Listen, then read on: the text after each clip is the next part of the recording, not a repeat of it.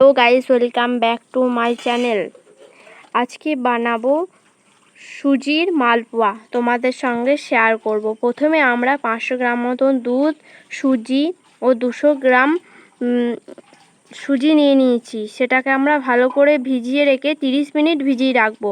তারপর তাতে দিয়ে দেবো কালো জিরে, চিনি, আটা ভালো করে মিক্স করে নিতে হবে। এরপর কড়াইয়ে তেল দিয়ে বানিয়ে নেব। থাকো, তো তোমরা দেখতে থাকো আমি কিভাবে বানাইছি।